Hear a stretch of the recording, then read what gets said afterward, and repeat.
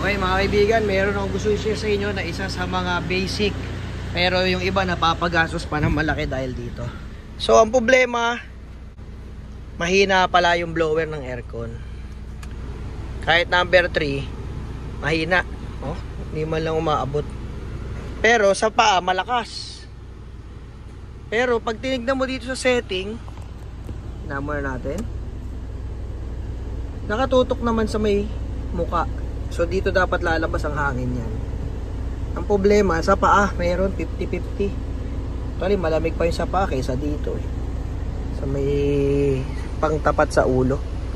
Dapat yan ganito, di ba? Para kalahati paa, kalahati sa muka. Eh kaya lang, hindi ganyan yung nangyayari. Kahit na anong switch gawin mo, lagay mo dyan, meron pa rin sa paa. Lagay mo rito, meron pa rin sa paa. So pag ganyan ang problema nyo, una, punta kayo dito sa may ilalim ng dashboard. Hanapin nyo kung saan yung part na gumagalaw. Dekable yan eh. Yung iba electronic, pero ito, ramdam ko dekable to. Paano mo malalaman pag dekable? Maganit siya. Maganit. Yung ibang mga modelong kotse, pinipindot lang para tumutok sa paa. Yung electronic na yung kanyang may actuator na. Pag gusto mo sa paa, pipindutin mo lang.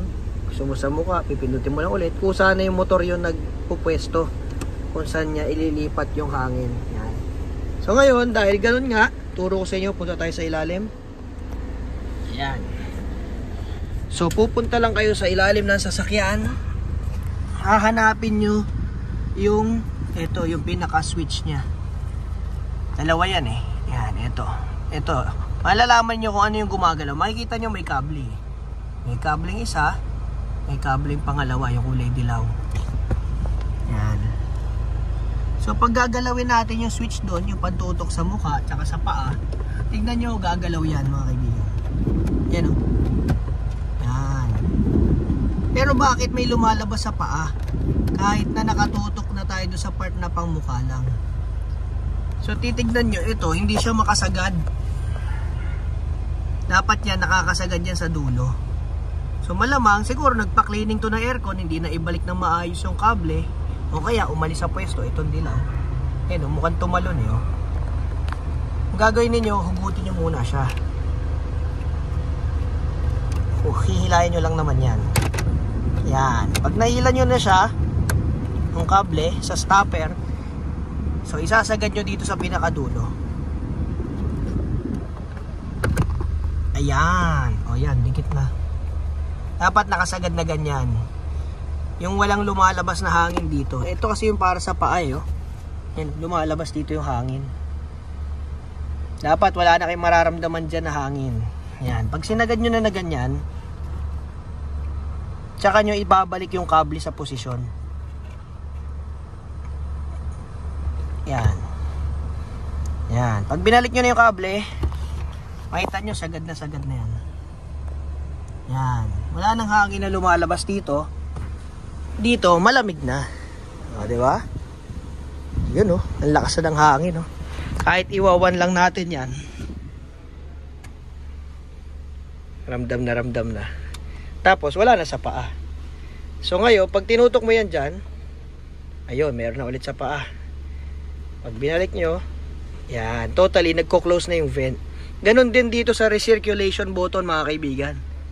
No? Minsan, kahit yan ay nakapindot, may nakaipit dito sa daanan ng fresh air.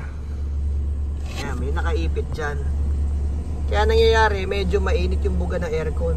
Yan po kasi galing sa labas yan. Yung hangin galing labas, dadalhin niya rito sa blower. Ayan, ganyan yung blower niya. Ayan. So nangyayari, hindi lumalapat ng todo. Kaya yung amoy sa labas, pumapasok. Yung mainit na hangin, pumapasok. No? So ang gagawin ninyo, tutulak nyo na sagad yan. Minsan may mga maduduming mga dinala ng daga, no? Mga dahon, mga pagkain, plastic, yan. Diyan sila dumadaan minsan sa daanan ng fresh air. Kaya po yung amoy na aamoy nyo pa rin yung amoy na usok sa labas kahit nakapindot yan, no? Dahil doon, hindi sumasara ng todo.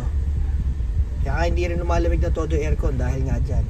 Kumukontra yung init ng hangin galing labas, tapos dadalhin ng blower doon sa evaporator. Kaya hindi puro yung lamig. Okay?